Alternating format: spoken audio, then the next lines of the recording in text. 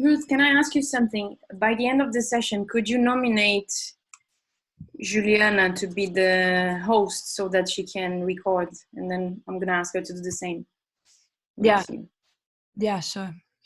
And then just reminding people that there's on the Google Docs, there's a tab that you can put your email. So I don't know if Lucio and Jack are going to share anything else from what was shared here on the chat, but if you want to leave your contact details, then it's easier to stay connected. Okay. Well, hi everyone. It's amazing to see so many people here. Yeah, it feels like it's been a really rich conversation already. I'm Ruth. I was part of the year group in Schumacher in 2012, 2013.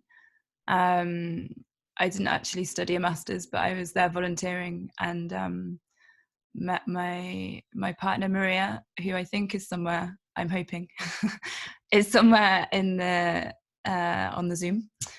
And we together, she was studying the economics for transition masters, and we together moved to Spain and set up the Auroras project, and then La Bolina, that some of you might have heard of. So yeah, in this talk, in this next sort of hour or so, my idea is to use La Bolina really as an example of how this crisis is impacting a small scale food production project. Maria, are you there? Yes. Cool. I can't see.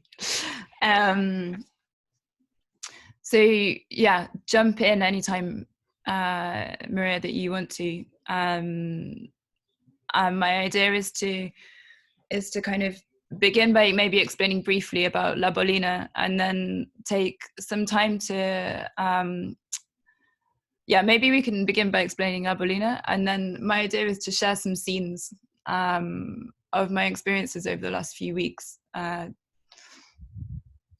But yeah, first, La Bolina is a project that we set up. Well, it began in 2016 with the idea of responding to multiple intersecting challenges, global challenges, and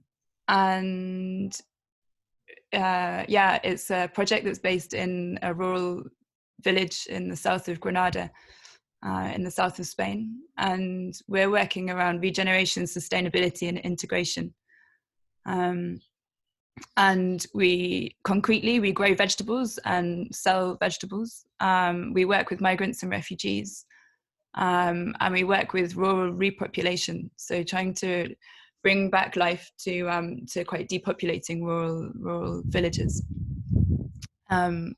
Those of you who are in the last few talks will have heard Maria talk a little bit about some of the reflections she's been having.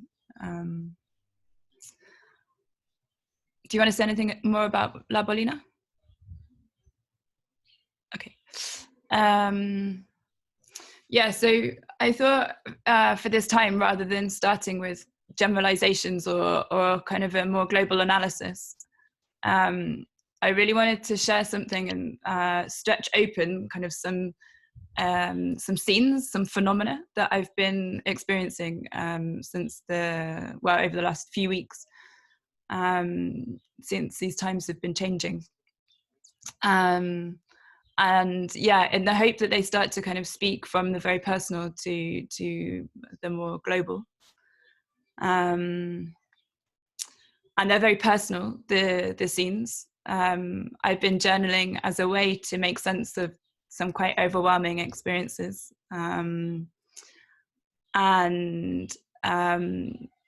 So this is, I've chosen these four particular scenes that have really struck me or marked me in some way. And I hope that they can touch upon different topics that we've been talking about in the last 2 hours, and to weave together some of the more global themes in concrete experience.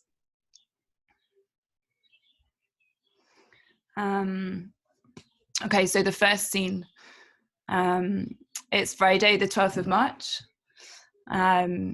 Maria and I are having lunch with Shantana, who is a Schumacher teacher that many of you might know. He's a Taoist. He was one of the people who, in his early life, discovered the black hole.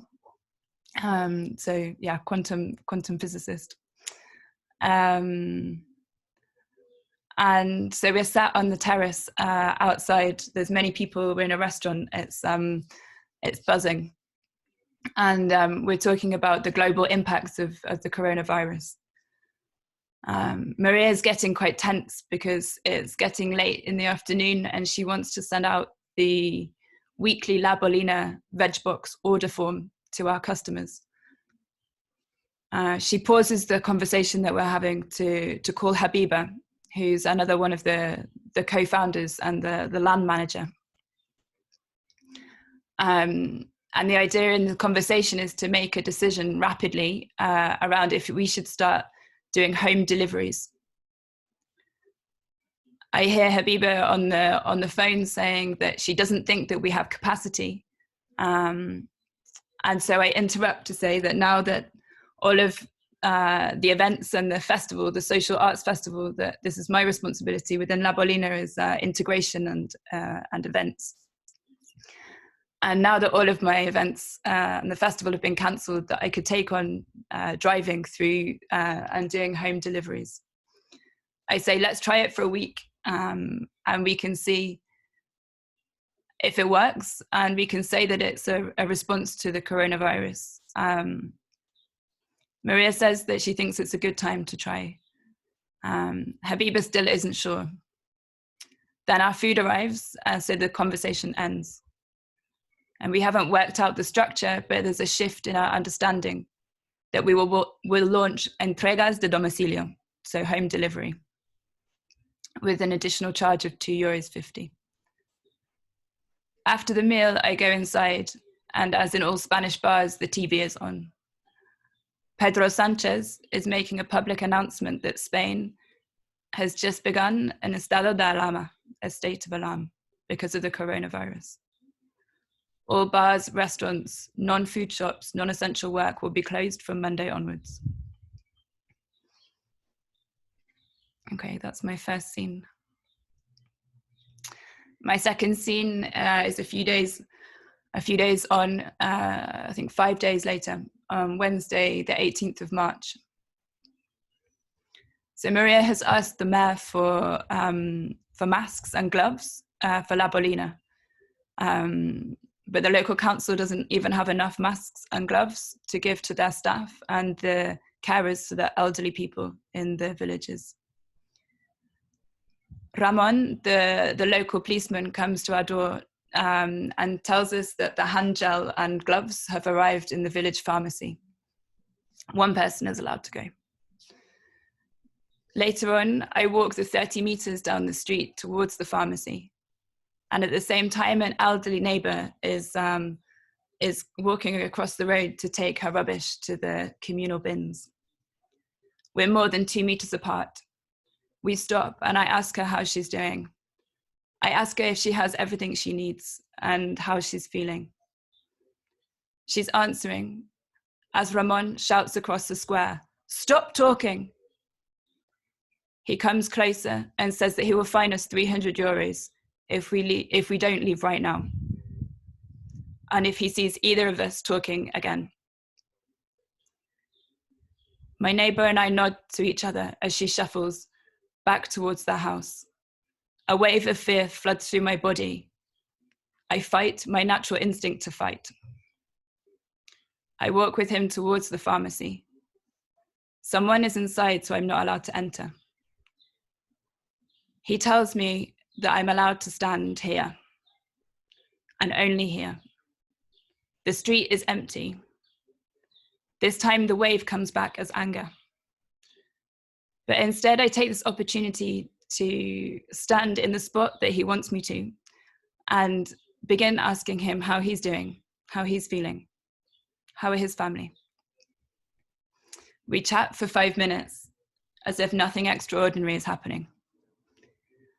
Once the elderly neighbor leaves, he takes back his position, and in a different tone of voice tells me that I'm now allowed to enter the pharmacy, but to be as quick as possible.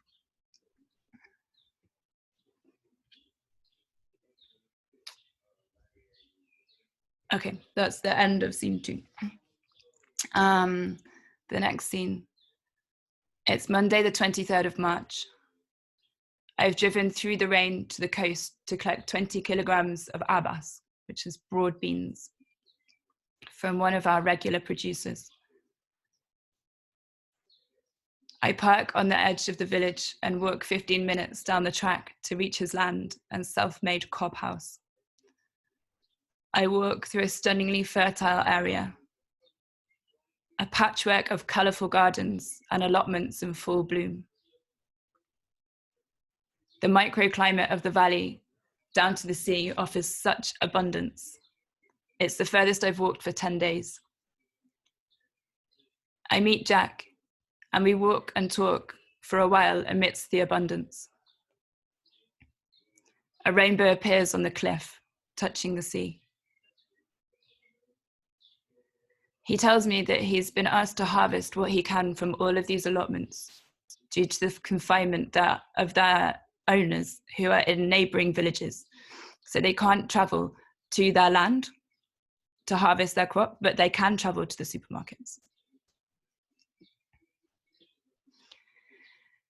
He also tells me that earlier that day, the authorities had passed the first phase of a planning permission to build a gigantic private golf course over there.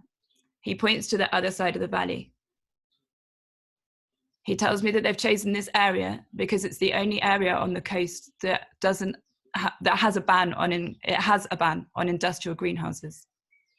So no large-scale agro-business wants to buy this area because they can't put their greenhouses here. Because of that, we thought we were safe here. But now we've got to organize fast to have a collective voice against the corporates. It strikes me as a really sneaky timing. I think they've pushed this through on purpose now because they know that we can't gather. As I walk back up the track to the car, carrying my boxes of broad beans, I imagine the greenhouses to the left of me, stretching out so far you can see them from space, populated with underpaid migrant workers. And all of the golf courses to the right.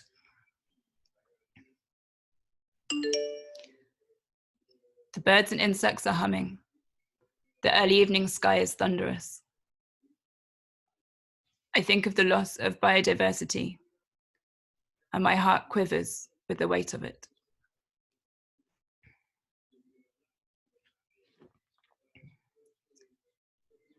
Okay, that's the end of the third scene. And the last scene, it's Monday the 30th of March. Our customers have doubled since before the lockdown, and the majority of people are requesting home deliveries. This means more work and a lot of organizing, as we're a smaller team.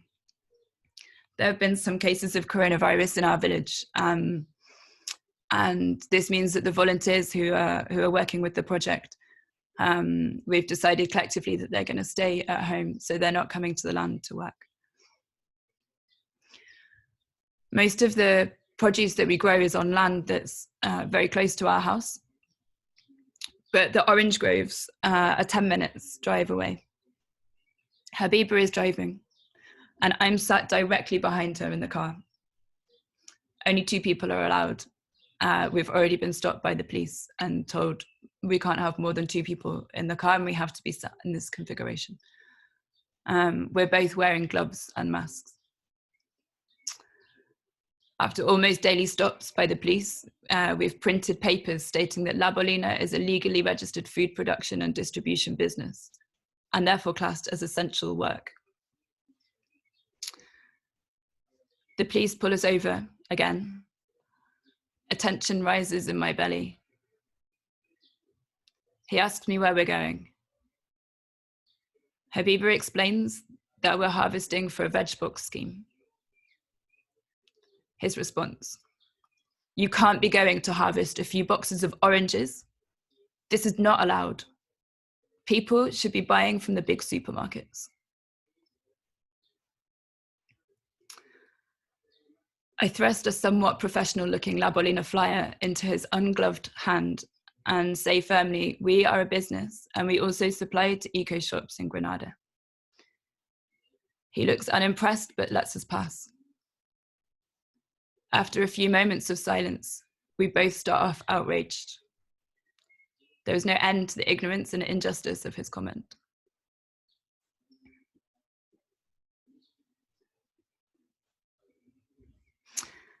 And that is the end of my fourth scene.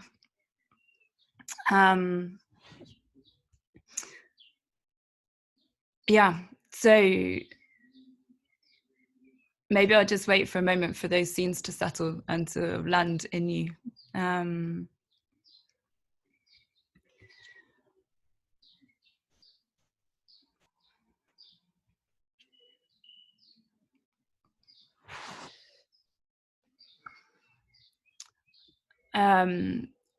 My idea now is for us to have a small kind of reflection on and to unpick some of the things that have come from these scenes. Maybe first Maria and myself, and then with an idea to open it up to all of you, so that we can start sharing some of our individual experiences, because I think sometimes it's easy to talk from the global down, but I think for me to work from this more individual perspectives to understand how in each moment within each of these scenes there's possibilities for me to act in different ways, and that those actions create the thread of relationships that create for me what I believe through La Bolina, that we're creating change through the interweaving of the relationships. And then so focusing on these small acts has a huge difference, or can potentially make a huge difference.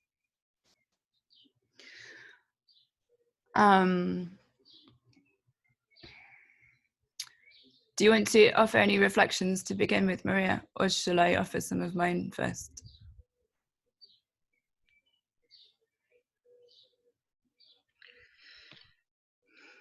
Perhaps I haven't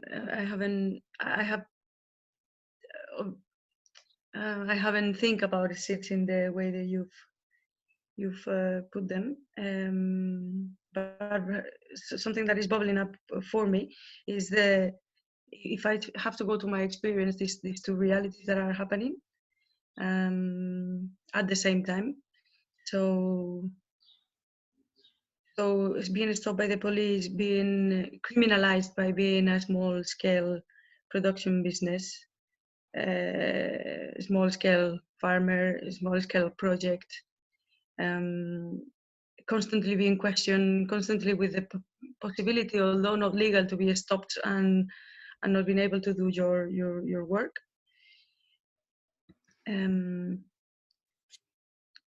Together again also with watching TV and seeing that although we have Podemos and in the government, which has left and a very, very creative left that came from the social movement, I witnessed this with a bit of frustration and lack of hope, let's say, for change coming from the top, that the same old solutions are being put in place. So state money is going to the banks with the hope, not even the promise, but the hope that the banks are going to give it with low interest rates, like appealing to the goodwill of banks, which is definitely proven to be non-existent. So I see this reality, and then I see And then I see the growth of people trusting in small scale ecological local food. I see a group of producers. I'm part of a group of producers that we are talking vegetables,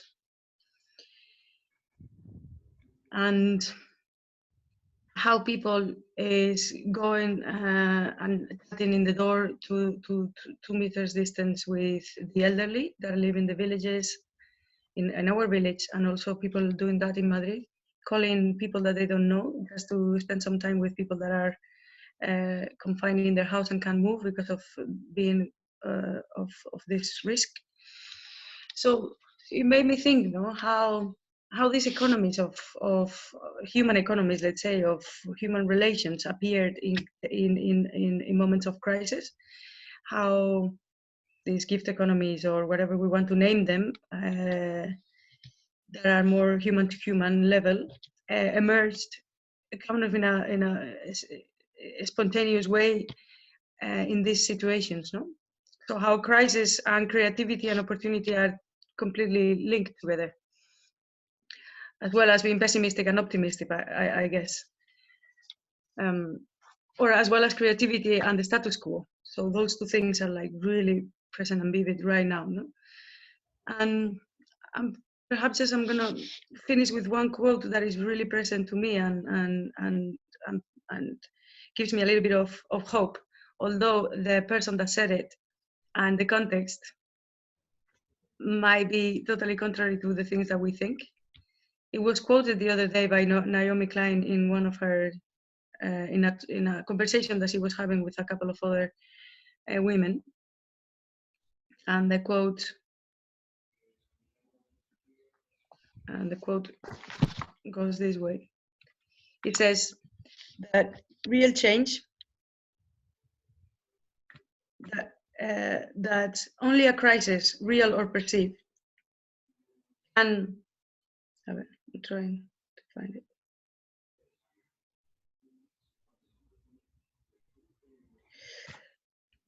That well, I don't find it, but I think I know it by heart. So only a crisis, actual or perceived, produce real change. When that crisis occurs, the action depends on the ideas lying around. So we have to have these ideas ready when the politically impossible becomes the politically inevitable. It's a quote from Milton Friedman, and probably one of the drives of his shock doctrine. So the shock doctrine, and it's a very interesting analysis that Nomi Klein does on states of crisis and emergency. So yeah, that's what I wanted to share for now.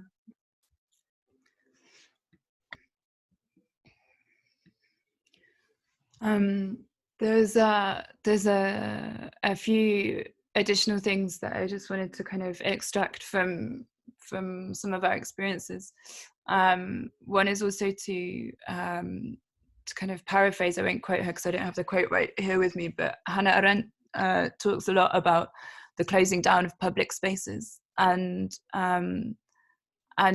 how the idea of being prevented from talking on the streets or public gatherings starts to shut down our ability to understand what's happening. And I think it's interesting. I was reflecting, like, what would it be if Hannah Arendt was here now to be able to have I'd love to ask her some questions about, with the new amount of global technology that we have, how does she understand the same kind of phenomena? Because we're able to be so much more in contact, and how amazing it is that right now we're, I don't know, however many people from all over the world talking together. And yet there's many people we live in a village, no? So there's many people in the village that don't have access to technology, and whose voices and opinions and needs, their polis isn't being shared. So this is something that I'm finding really interesting during these times. I know that there's lots and lots of schemes of people coming together to gather old phones to give to older people in their communities, so that people can be in contact. I've been touched by many beautiful stories in terms of that aspect of the public space, and how do we continue to sense make together at distance, with social distance, let alone protest, let alone do any of the things like take to the streets, like in Quintema in Spain, which is these movements that came from people going collectively in the millions to the streets.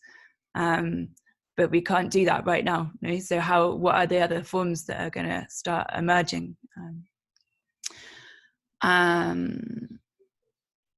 Yeah, there's lots more I could say on that. But the other aspect that I wanted to pick up really was around food systems. And in the last few days, I've been researching more and more around food shortages in Europe, and I'm sure in many other parts of the world also. There's a huge reliance on migrant workers for picking, preparing, distribution of vegetables. And right now, at a time where reportedly shops are selling more food, more vegetables than ever before, we have, I don't know the exact statistics, but definitely in Spain, a huge shortage of migrant workers who are able to be they've stopped coming, so people from Morocco or from different countries in Africa who would come to work to earn money, and the whole this is like, maybe we could talk about economies. It's linking back to economies of scale, but the huge shortage of people there doing very essential underpaid work that can't travel because of the lockdown, that our whole food system is based on their work being free or very, very underpaid. And so I just wanted to highlight it because it feels like, as we're looking at towards the future, there's something that I'm thinking that's really interesting that's happening, that I'm witnessing, is that to combat these shortages of people, manual labor on the land, there's some schemes that have started, like one in Germany, and I know that there's a few that are kind of bubbling in the UK, where people who are in quarantine, who are not able to do their jobs, are going to the fields to replace the migrant workers. So they're actually people who live in Berlin are going to there's like an online site where people can coordinate and find landowners who need people to be harvesting. And this is something that I find really fascinating, working in a land production, a food production project, and seeing that because we're so small scale, we're not small enough that we have to close. We have the legal papers, but we're not an industrial sized organization, and don't want to be. But what would happen if globally more people start taking part in food production and having their hands in the soil and being a part of understanding these cycles? So for me, this is a real there's a huge potential if these systems are starting to be experienced during the lockdown, however many weeks or months it continues. And that people are starting to become more engaged and more involved in the growing, distribution and of food. And if that can be small scale and ecological, then I think maybe I'll pause now and just open it up to see if anyone else has either personal experiences that they would like to share, or any other comments on the topics that we've been touching on.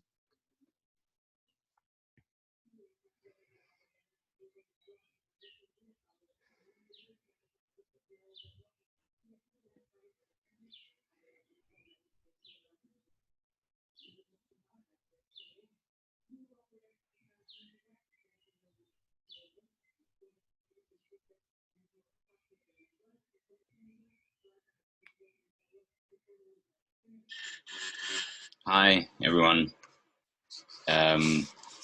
Thanks to the two of you for opening the space around food systems.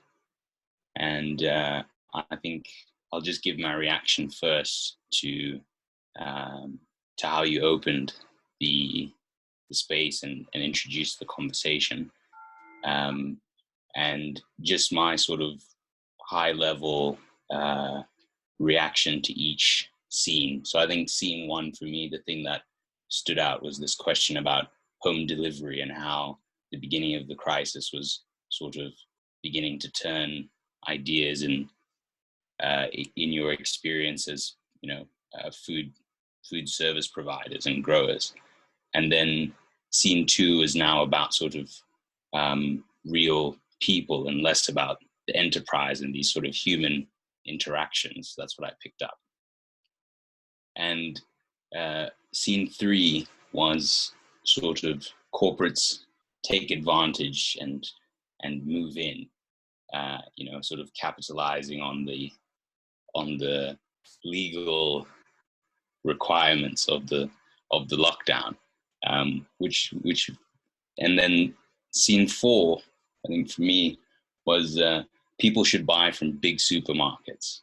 That's what I took away from that. Those are the things that I pulled from the four of those. And I think the four of those things sort of bring me back to thinking about Zimbabwe and food. And I had spoken earlier about the sort of shutdown of informal markets. And really, scene four was pushing this idea that, of course, it's the big supermarkets that have benefited from all of this. They are cashing in on the crisis in a real way. And so it also, I guess, I've also responded to this idea of local food production and how you're a small enterprise serving, I don't know how many customers, but small scale. And for me, I guess it sort of reinvigorates an idea in Zimbabwe, very much at a practical level, about how would this be possible. And if you look at the injustice that is very obvious in food systems at the moment between sort of small scale producers or informal and big supermarkets, when I think about the Zimbabwean context, I also ask, well, where do you start and who do you start with? I think one of the things that came out in my earlier story in the first session is that there's this divide between rich and poor in terms of how you experience the crisis. So the same thing is true in finding a solution to food. So people are not being able to make a livelihood because of the collapse of this system in the time of the crisis. I have this very real idea about having an intervention, but where do you start? Do you start with the masses and work out how to support their food system, or do you come in to the more affluent communities? Because this concept that you have of sort of delivering food as a veg box is something that would really sell in the sort of affluent neighborhoods, and maybe less with the masses. So as much as I like the concept, I sort of struggle about how would it and where would it fit in. And I think a last anecdote about food in Zimbabwe is that it's a very fertile country and can produce a whole range of things. But there's a real breakdown in the food system. And something that's very interesting is that fruit grown in the Cape region of South Africa, in the Western Cape, like apples, will land in a supermarket in Harare cheaper than an apple grown 300 kilometers away in the plantations of the Eastern Highlands. And so there's also this thing about the economics of it, you know, within the current system, and is it affordable? Informal markets have to sell their food on the day because they don't have cold rooms. But of course, that's an energy intensive thing. It requires a lot of resources. So I think these are sort of the complexities of considering a practical intervention in Zimbabwe. And that's sort of what your bit made me think. Thanks. Thank you. Yeah, really interesting reflections. I think there's something very, as you're speaking, I'm really going back through how important it is. The development of La Bolina has happened over 4 years, and it's happened in context and really in response to the complexity of the situation, the local situation that we find ourselves in, and with a global perspective. And I think it just makes me think about how important that process has been in terms of seeking it's all very well having policies that are coming from the top, but they need to be so happening with a weaving between what is real for people who are working and responding to the local context. So I think how incredible it is that we can be here on this call in all different parts of the world, exchanging and adapting these ideas and bringing them back to reflect on, and how does this work in the context that I'm where I'm living.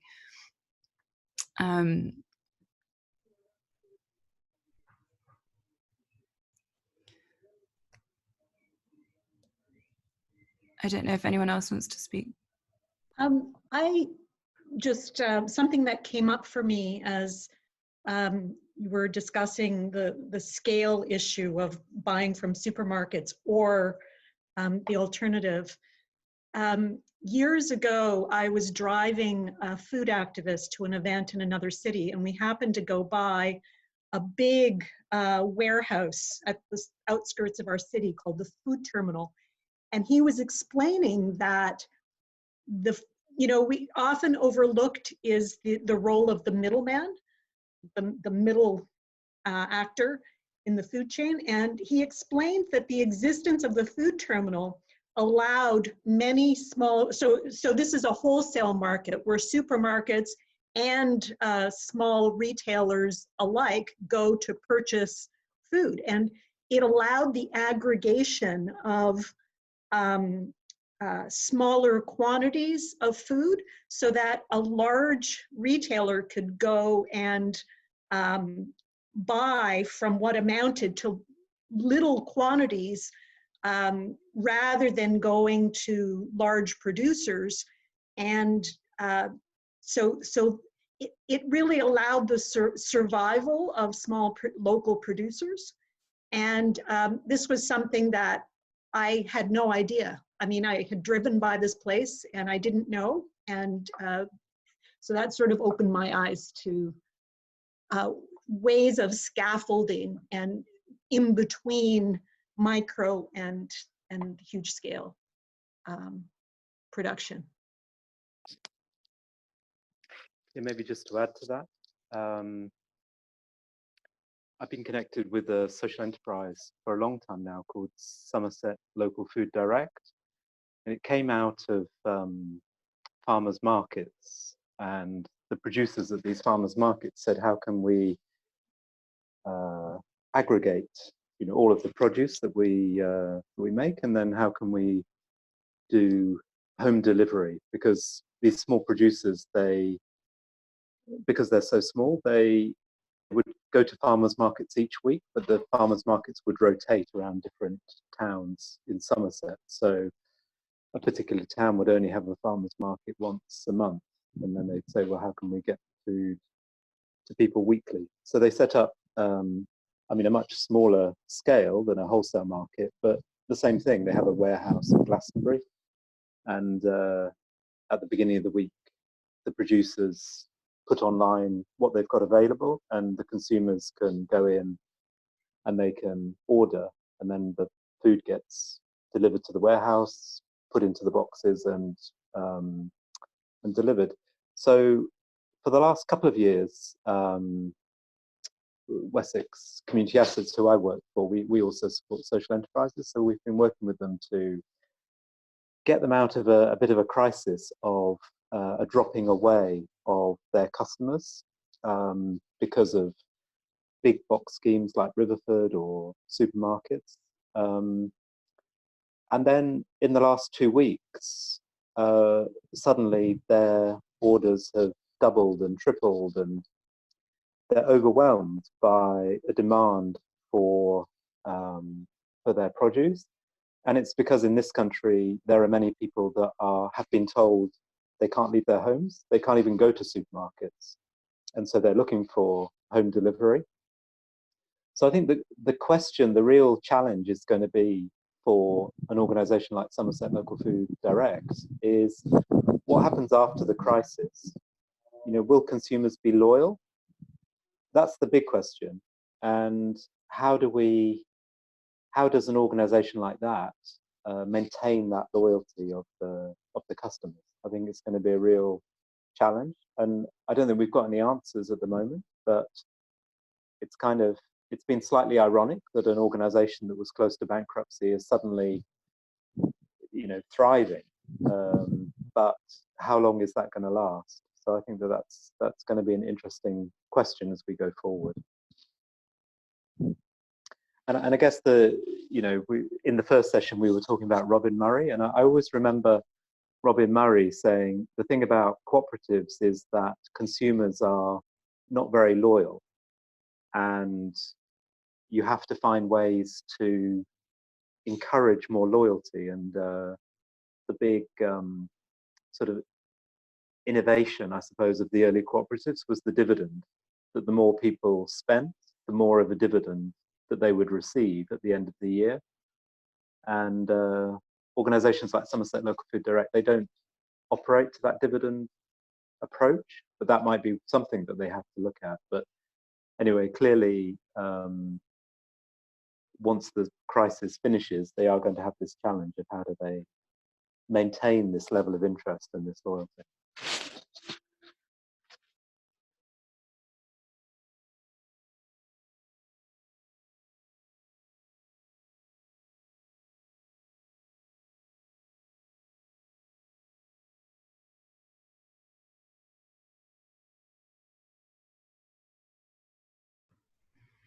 Thanks, Tim. Another thing that kind of reminds me about, that I've been reflecting on a lot over these last few weeks, is responsiveness and ability to adapt to uncertainty. And I think that's something that organizations who are working on a smaller scale are more able to well, I don't know, maybe there's an ability, let's say, in La Bolina, in being able to, because we're a small group of people, to speak very quickly, to adapt to the very rapid changes. And so from making this decision to, rather than just drop off the veg boxes in one central location and people come to pick it up, to do home delivery has been like a radical change in the way that our organization has been structured. And we've been able to do that as a way of responding to the uncertainty. But it's really, for me, it's been an interesting process of letting go. I've had to work with my ego. I've had to be adapting to lots of new new challenges, new shifts, and I think this is something that I'm learning in this time, and maybe in all crisis, that there's something about, we're always seeking this sense of equilibrium, that no matter, there's never going to be a perfect policy. That the idea is, how do we, if we are working in a smaller scale and more locally, that we're able to be continually adaptive and responsive, no matter what what's happening, let's say on a larger scale. And this kind of network of smaller responses that I've been witnessing stronger than ever in these last few weeks. So I'm not sure if that was particularly eloquent or clear, but there's a sort of thought around this sense of the gift, in a way, of living in times that are uncertain for all of us.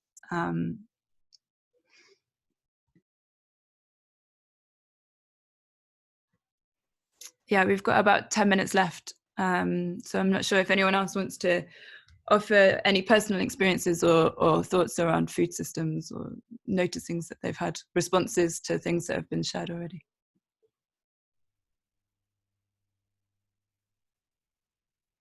Hey, I have something in response to, I have made a very fast move on the 12th of March, actually, since these days preceding the lockdown have become very clear in my memory as well, in terms of the scenes that had to happen. So I have moved in response down to a small family farm in Cheshire in England. And it's a very young permaculture project that so far hasn't produced food for selling, just for the family use here. And it was also combining the work of rewilding 25 acres of pasture land here with woodlands, and rewilding people, bringing them here on retreats, on day retreats. So I'm noticing the shift here. We're also 4 or 5 people at the moment that live on the project, and the shift from all the other strands of the project that have been cut off because of the lockdown and the self-isolation, and the main stem remaining is the food production. So we have been having meetings around how might we respond to a potential food crisis, and if we have the capacity and also the expertise, because it's not as maybe as organized and efficient as La Bolina. I'm imagining La Bolina already is after 4 years in terms of food production. So we're calculating that maybe we could scale up to 10 times more food, or at least planting 10 times more than we might need. And also not having enough information if we are able to grow that alone here. And also we are struggling to find seeds and to get any other bits and bobs of materials that we might have not had the foresight before the lockdown to make this happen. So it's not a decision we've taken yet. We're planting all the seeds that we have at the moment, sowing the seeds or transplanting out. And I feel like I don't have enough understanding of the complexity of the situation, of how it might be wise to go forward in this particular constellation, and maybe conversations around how we could invite people in as helpers in the context we are, without having contact or from 2 meters. I'm not sure. So that's where I am in terms of leaving everything on the side of all the other things that were possible projects and really focusing on being with the land and food production for now.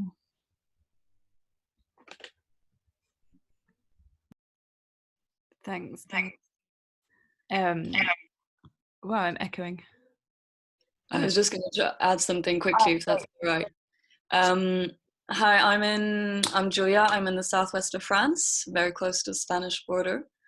I'm having like opposite problem to you, Delia, at the moment, where I can't access my land because it's in the neighboring village, and I have so many plants that are going to need to go into the soil soon, and I'm a little bit panicking on what I'm going to do with them if the lockdown continues. I have like this moral dilemma where I'm thinking, should I try to sell these plants, but then I feel like I'm profiteering from the crisis, or should I give them away, but then all my hard labor is just kind of gone, I don't know if it's gone to waste or not. When I'm seeing all of these people are currently asking for, they want to buy plants because everyone has time now, so they don't need to create their own vegetable gardens. Everyone wants to buy from local producers, to a point where they can't keep up with the demand anymore. And at the same time, we have the main supermarkets are saying that they want to be solidary with the local producers, and they want to buy all their produce. But it just makes me think of what Tim said. Is this going to last once the borders with Spain open again? Are they just going to forget about all these local producers and just get all their produce from all these agro-industrial farms in Spain?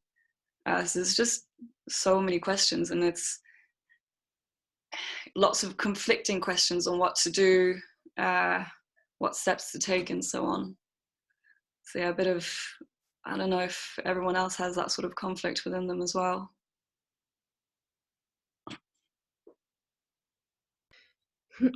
Yes. And this is one thing that we have been definitely grappling with, you know, how do we take advantage of this situation? Not take advantage, but like, how do we take the opportunity that this situation has brought to lay around those ideas that perhaps will pick up and continue? So I guess I want to say three things, but then I'm going to start with this one because I already started. So the only thing I think we can do, we are doing, or I can do, that occurs to me, is create awareness. So loyalty, in the sense that is not that they are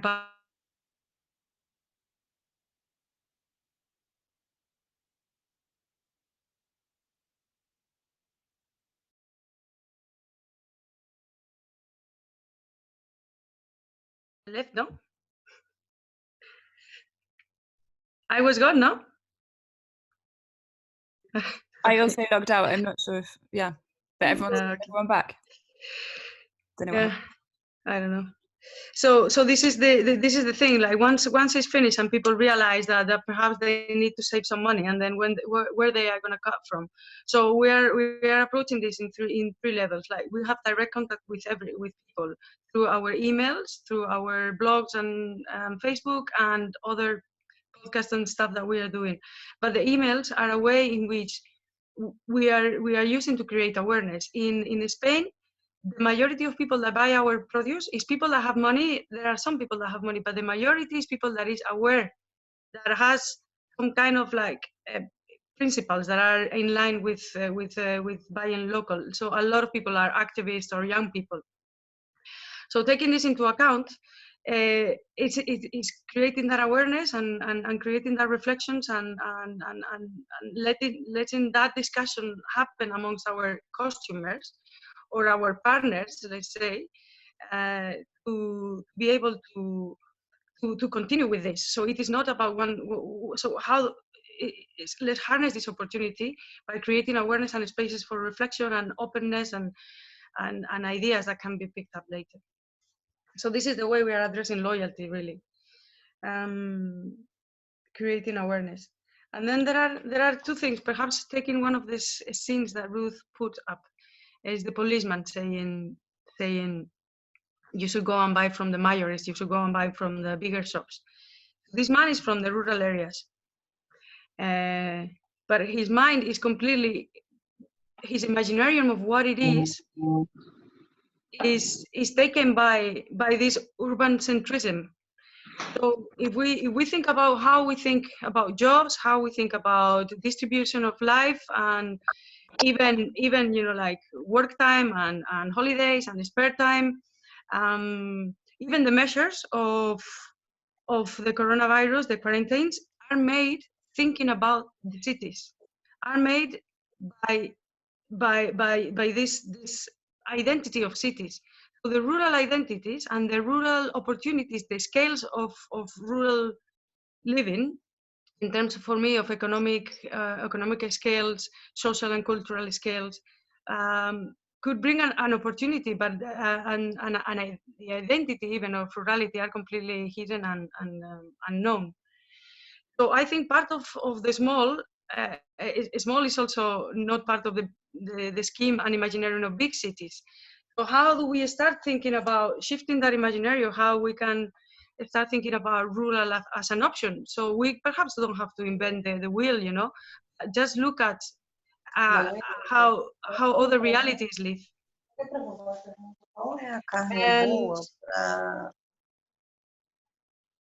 And then just simply to say, in here, a lot of the people that buy our vegetables are people that are activists, and in the rural areas, the majority are people that have money, and some of them are just people from other northern parts of Europe that afford this.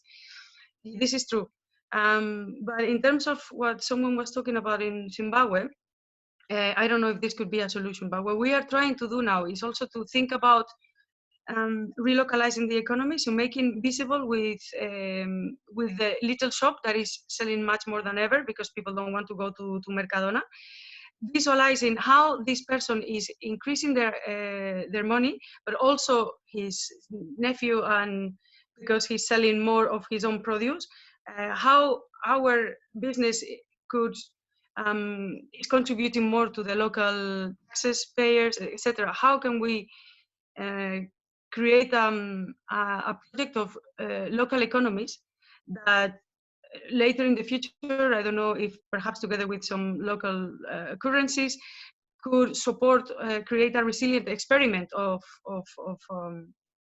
rural local economies, no? It is already happening, as I said, with the truck systems and with the more gift economies, no, with people supporting each other where normally they would pay for that service. So yeah, so I took a lot more than I expected, but I think this for me are three very important things, no, like the imaginarium of the cities that has totally, as well as the capitalist imaginarium has conquered our minds, and how we don't have to go far to try to explore for other ways of living, identities and possibilities and options, and the rural, I think, brings a lot of light to the crisis that we are facing.